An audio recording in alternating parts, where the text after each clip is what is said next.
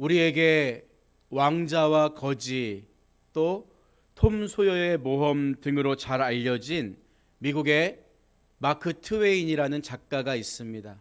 그런데 이분이 굉장히 독실한 기독교인이었어요. 어느 날 마크 트웨인이 성경책을 읽고 있는데 한 청년이 찾아왔습니다. 그 모습을 본 청년이 묻지요. 선생님이 성경책을 이렇게 가까이 두고 읽고 계실 줄 몰랐네요. 선생님은 성경책의 모든 말씀을 다 이해하시나요? 그러자 마크 트웨인이 빙그레 웃으며 대답하죠. 성경을 모두 이해한다는 것은 어려운 일이지요. 그러나 제가 마음 아픈 것은 이해하기 힘든 말씀이 있다는 게 아니라 알고 있는 말씀조차도 제대로 지키지 못한다는 점입니다. 이런 말을 했다고 하죠. 우리가 예수님을 믿고 하나님의 자녀가 되었지만 말씀대로 말씀을 지키면서 사는 것은 쉽지 않은 일이라고요. 문제는 계속 그런 삶을 살다 보면요, 처음에는 말씀을 지키지 못한 것이 하나님 앞에 너무나 죄송하고 마음이 아프다가도 그런 일이 반복되면 나중에는 사람은 원래 그러는 거야, 이런 생각을 하면서 말씀을 지키지 못한 삶에 대해 무덤덤해진다는 거예요. 그러나 여러분, 하나님 말씀은 분명히 지키라고 주신 거예요. 그래서 예수님은 천지는 없어지겠으나 내 말은 없어지지 아니하리라 분명히 말씀하신 거죠. 우리는 사람의 말과 생각에 속지 말고 성경대로 믿고 성경대로 살아야 하는 것입니다. 앞선 이야기에서 바울이 길게 논증해온 것처럼 우리는 은혜의 언약 안에서 믿음으로 의롭다 하심을 얻었습니다. 모든 게 다 하나님이 하셨고 하나님의 은혜의 결과라고요. 그렇다면 이제부터 우리에겐 하나님 자녀답게 살아야 할 의무가 있는 거예요. 여러분, 하나님 자녀답게 산다는 것은 단순합니다. 하나님이 우리에게 주신 말씀대로 사는 게 하나님 자녀답게 사는 거예요. 그런데 만약에 하나님 말씀대로 사는 게 내 스스로의 힘으로 감당해야 하는 몫이라면 이것은 다시 율법의 언약으로 돌아가는 것과 크게 다를 바가 없다는 거죠. 왜냐하면 우리가 예수님을 영접했다고 해서 죄의 유혹이 더 이상 생기지 않는다든지 어떤 죄도 다 물리칠 수 있는 완전한 사람으로 갑자기 변하는 게 아니기 때문이에요. 하나님의 자녀로 우리의 신분이 바뀌었음에도 불구하고 육신을 입고 있는 우리 인간은 여전히 죄 앞에 연약한 존재입니다. 그래서 바울은 로마서 7장 21절에서 그러므로 내가 한 법을 깨달았노니 곧 선을 행하기 원하는 나에게 악이 함께 있는 것이로다, 이런 고백을 해요. 이 상태에 머물고 있다면 얼마나 곤고한 인생이겠습니까? 여러분, 그렇다면 어떻게 해야 악을 도모하지 않고 하나님 자녀답게 살 수 있을까요? 오늘 우리가 읽은 말씀 속에 그 답이 있어요. 본문 16절을 보면 내가 이르노니 너희는 성령을 따라 행하라 그리하면 육체의 욕심을 이루지 아니하리라, 이렇게 말하고 있습니다.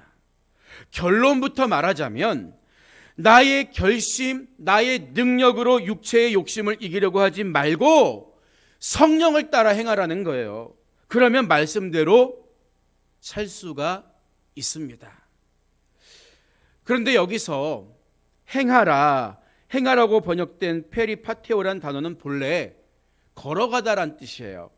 그러니까 예수님께서 갈릴리 해변을 다니셨다, 걸어 다니셨다, 이렇게 표현할 때도 페리파테오란 말이 쓰였습니다. 따라서 성령을 따라 행하라, 이 구절을 원문 그대로 직역하면 성령 안에서 함께 걸어가라, 성령과 동행하라. 이런 말이 돼요.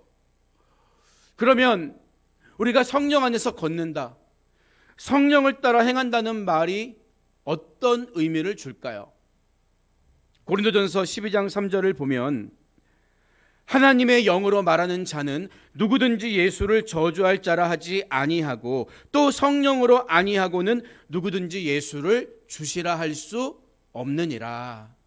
이렇게 말하고 있습니다. 그러니까 예수님을 주님으로 고백하는 사람의 마음속에는 이미 성령이 와 계시다는 거죠. 그래서 우리가 예수님을 나의 구주로 고백할 수 있는 거잖아요. 성령님은 예수님을 주로 고백하게 하실 뿐만 아니라 내가 하나님의 자녀라는 것을 끊임없이 증언해 주심으로써 내 안에 흔들리지 않는 믿음을 가지고 살 수 있도록 도와주시는 거예요. 그런데 성령은 또 한 가지 중요한 일을 하십니다. 그것은 바로 우리가 하나님 말씀을 지키는 삶을 살아갈 수 있도록 도와주시는 거죠. 성령은 하나님, 곧 하나님의 영이시기 때문에 인격을 가지시고, 인격이 뭐예요? 지식과 감정과 의지를 가지고 우리를 인도하실 수 있다는 거죠. 그러니까 우리가 성경 말씀을 읽고 묵상하거나 기도할 때 성령이 우리에게 세미한 음성으로 듣게 하시고 깨닫게 하신다는 거예요. 말씀해 주십니다. 우리가 그 말씀에 순종하면 감당할 수 있는 힘도 성령이 공급해 주신다는 거예요. 그러니까 내 능력이 아니라 성령이 공급해 주시는 지식과 힘으로 말씀을 지키며 살아갈 수가 있는 거예요. 성령을 따라 행한다는 것은 성령의 인도하심대로 사는 것입니다. 따라서 말씀대로 살았다고 해서 나에게 공로가 있는 게 절대 아니라고요. 하나님 앞에서는 하나도 자랑할 게 없는 인생입니다. 계속해서 본문 17절은 육체의 소욕은 성령을 거스르고 성령은 육체를 거스르나니 이 둘이 서로 대적함으로 너희가 원하는 것을 하지 못하게 하려 함이니라. 이렇게 이야기합니다. 육체와 성령은 서로 원하는 것을 하지 못하게 가로막는 거예요. 왜 그럴까요? 당연합니다. 육체의 소욕은 그 뿌리가 저주받은 마귀로부터 온 것입니다. 그러나 성령은 우리를 살리시는 하나님의 영이라는 거죠. 태생이 다릅니다. 태생이 달라요. 중세 신학자 어거스틴은 악이란 그저 선이 없는 선의 결핍이다, 이런 유명한 말을 했죠. 어둠은 뭡니까? 빛이 없는 상태에 불과한 거예요. 마찬가지로 성령이 역사하지 않는 곳에는 육체의 소욕이 자라나게 된다는 거죠. 우리 아이들 운동회에 가면 꼭 하는 경기가 있는데 색판 뒤집기예요. 색판 뒤집기. 보통 작고 네모난 색판의 한쪽 면에는 파란색이 칠해져 있고 반대편에는 빨간색이 칠해져 있어요. 그래서 자기 편 색이 더 많이 보이도록 정해진 시간 내에 빨리 뒤집으면 이기는 경기죠. 가만히 서 있으면 절대 이길 수가 없습니다. 마찬가지예요. 색판을 뒤집어야 이길 수 있는 것처럼 우리가 적극적으로 성령을 따라 행할 때 육체의 욕심이 소멸된다는 거예요. 그런데 어떤 사람은 성령을 따라 행하라고 강조하니까 바울이 아니 기껏 할례 받지 말라고 하고서 또 다른 율법주의 아니야? 또다시 뭘 하라는 거 아니야? 이렇게 비난하는 사람들도 있었다고 해요.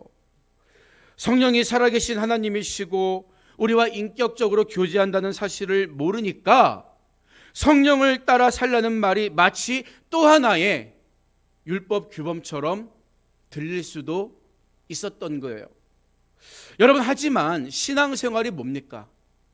우리가 예수님 한번 처음에 믿어드리고 나면 나머지 시간, 나머지 인생은 자기 맘대로 살면 되는 거예요? 그렇지가 않아요.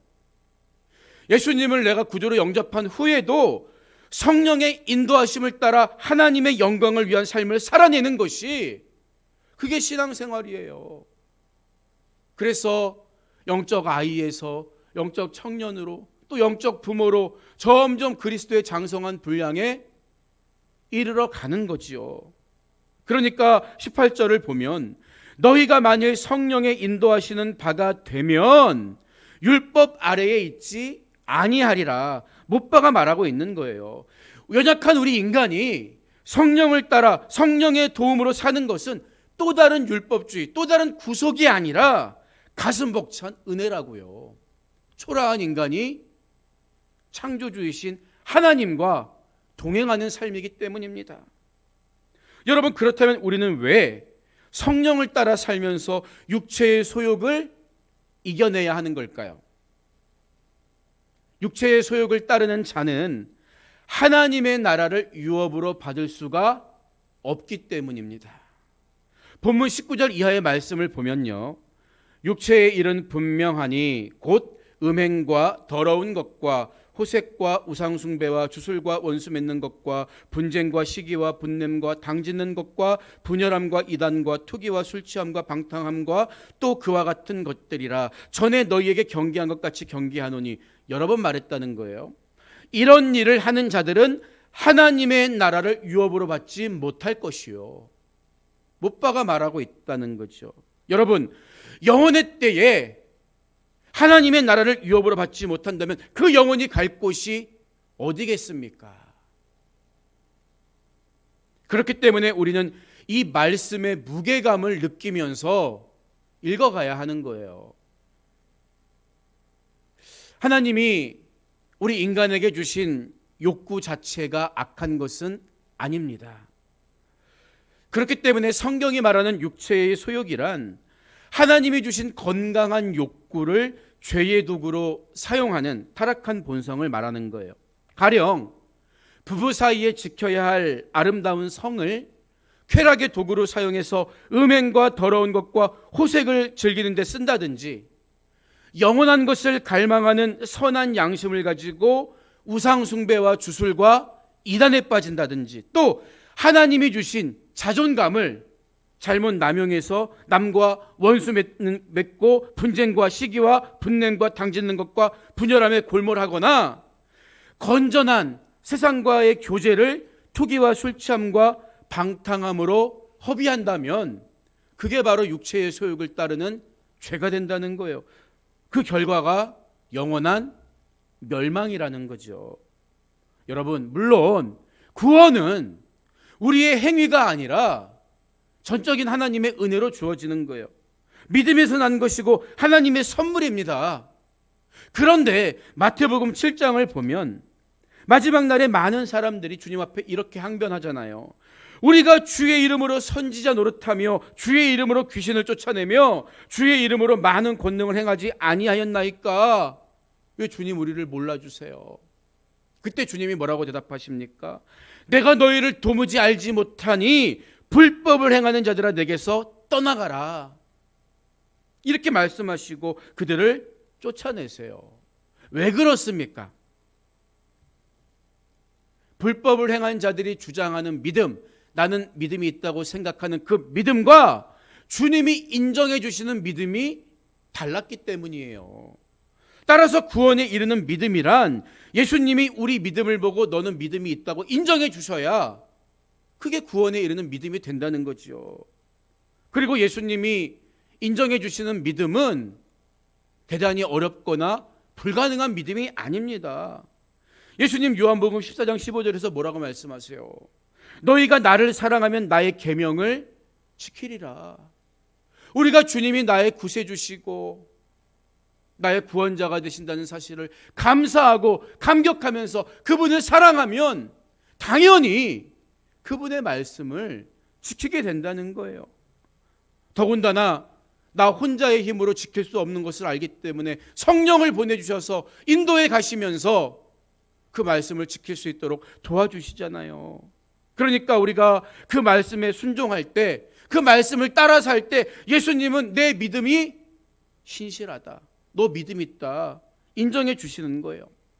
누가 이걸 방해할까요? 그럼 마귀가 방해하는 거예요. 하나님 말씀대로 순종하지도 않고 말로는 주님을 사랑한다고 하면서도 계명을 지키지도 않는 내가 예전에 주님을 한번 영접했으니까 구원은 따놓은 당상이야. 착각하게 만드는 거예요. 한번 예수님을 영접했으면 그 뒤로는 자기 본능대로 마음대로 살아도 되는 것처럼 미혹하다가 마지막에 내 영혼을 낚아채 가는 거죠. 여러분, 우리는 은혜로 구원받았듯이 은혜로 이기고 은혜로 살아야 하는 거예요. 그것이 바로 성령을 따라 행하는 삶입니다. 지금처럼 더운 여름이 되면 농부들이 밭에 나가서 당근도 심고 여름 상추도 심잖아요. 그러면 때가 되면 뭘 거둘까요? 당연히 당근이라든지 상추를 거두게 됩니다. 하지만 밭에 아무것도 심지 않으면 그 밭이 어떻게 될까요? 밭이 그냥 그대로 있는 게 아니라 심지도 않은 잡초가 무성하게 자라나는 거예요. 밭을 망치는 가장 좋은 방법은 그냥 내버려 두는 것이라고 합니다. 우리 마음도 똑같은 거예요. 성령을 따라 살면서 열매 맺지 못한다면 정욕의 결과물이 저절로 자라나게 된다고요.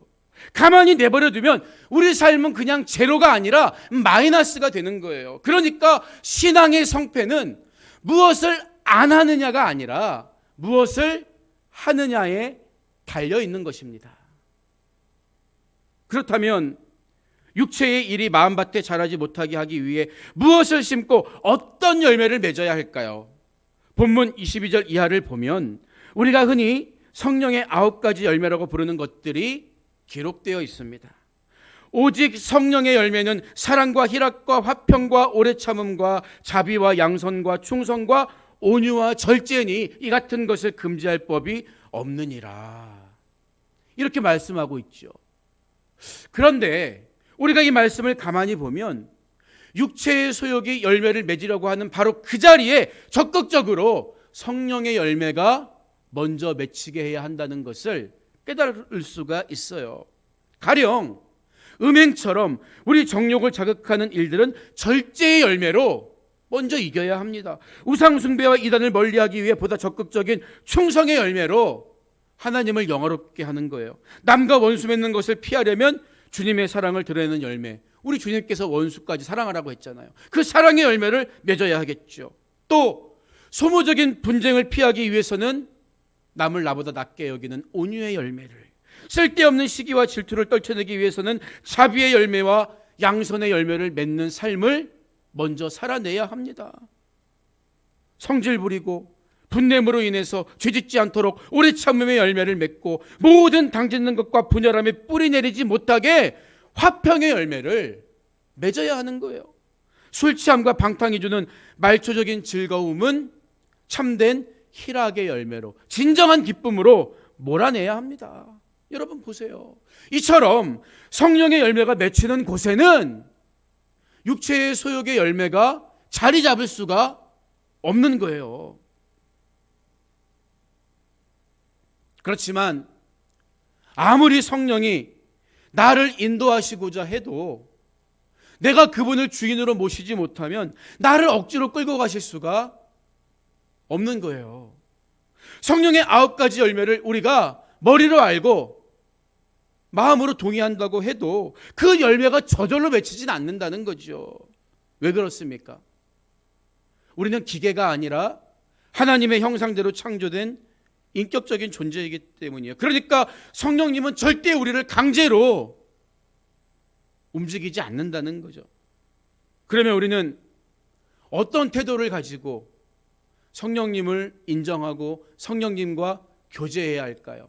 이것이 정말 중요합니다. 본문 24절을 보면 바울은 그리스도 예수의 사람들은 육체와 함께 그 정욕과 탐심을 십자가에 못 박았느니라, 이런 말을 해요. 여러분, 이 시점에서 성령의 열매를 이야기하던 바울이 갑자기 왜 이런 이야기를 하는 걸까요? 그러니까 문맥을 잘 봐야 하는 거예요. 우리가 성령을 따라 행하는 것을 방해하는 가장 큰 적은 바로 나 자신이기 때문이에요. 나의 욕심과 나의 자아가 이글거리면서 살아있는 한 우리는 절대 성령이 내 안에서 열매 맺어 가시도록 그분의 말씀에 순종할 수가 없다는 거죠. 그래서 바울은 고린도전서 15장 31절에서 형제들아 내가 그리스도 예수 우리 주 안에서 가진 바 너희에 대한 나의 자랑을 두고 단언하노니 나는 날마다 죽노라. 내가 날마다 나를 십자가에 못 박아 죽는 것이 그리스도 안에서 나의 유일한 자랑이라고 고백하고 있는 거예요. 왜? 내 자아가 죽어야 주님이 살아서 일하실 수 있기 때문이에요. 내 자아가 죽어야 비로소 내 마음이 겸손해지고 성령님의 인도하심에 순종할 준비가 된다는 거예요. 마지막으로 25절 이하를 보면 만일 우리가 성령으로 살면 또한 성령으로 행할지니 헛된 영광을 구하여 서로 노엽게 하거나 서로 투기하지 말지니라. 이런 말을 하고 있잖아요. 먼저 25절을 공동번역본으로 보면 성령으로 산다. 이 말의 의미가 조금 더 분명한데 성령께서 우리에게 생명을 주셨으니 우리는 성령의 지도를 따라서 살아가야 합니다. 이렇게 번역하고 있어요. 우리가 성령으로 살면 이란 말은 성령께서 우리에게 생명을 주셨다는 뜻이라는 거예요. 나를 살리신 분이 바로 성령이시기 때문에 내가 마땅히 그분의 인도를 따라가야 한다는 거예요. 그래야 우리는 헛된 영광을 위해 다투고 경쟁하는 허무한 인생을 살지 않을 수가 있는 것입니다. 오늘 말씀을 마무리합니다. 어느 유대인 부부가 논쟁을 벌이다가 랍비를 찾아갔습니다. 부인이 먼저 논쟁한 이유에 대해 입을 열죠. 제 남편은 시아버지 이름을 따서 아이의 이름을 지어주려고 하지만 저는 제 아버지 이름을 따서 아이 이름을 지어주고 싶습니다. 유대인들은 조상의 이름을 따라서 아이의 이름을 짓는 전통이 있었거든요. 그래서 랍비가 부부에게 묻습니다. 당신들 아버지 이름은 뭡니까? 그러자 두 사람이 동시에 대답해요. 두 분 다 이름이 요셉입니다. 랍비가 어이없다는 듯이 되묻죠. 그런데 뭐가 문제란 말이에요? 부인이 다시 말을 꺼내요.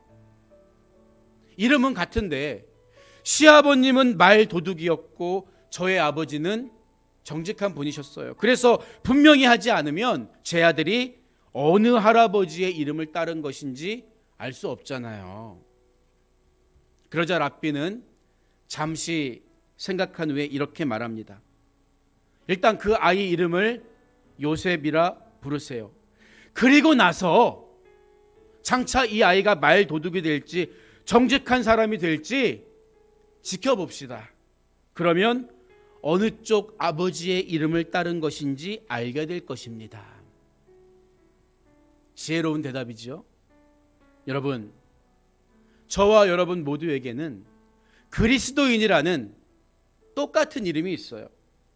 우리가 함께 찬양하고 예배드릴 때는 모두가 하나님 자녀인 것처럼 보이죠. 하지만 예수님은 그들의 열매로 그들을 알리라. 열매로 알리라고 분명히 말씀하셨어요. 아무리 겉으로 똑같아 보여도 열매가 없다면 그것은 성령의 인도함을 따르지 않은 것입니다. 성령의 열매는 사랑과 희락과 화평과 오래 참음과 자비와 양선과 충성과 온유와 절제니 이 같은 것을 금지할 법이 없다고 성경은 말합니다. 이 말씀을 기억하면서 언제나 선하고 아름다운 성령의 열매를 맺는 여러분의 복된 삶이 되시기를 주님의 이름으로 축원드립니다.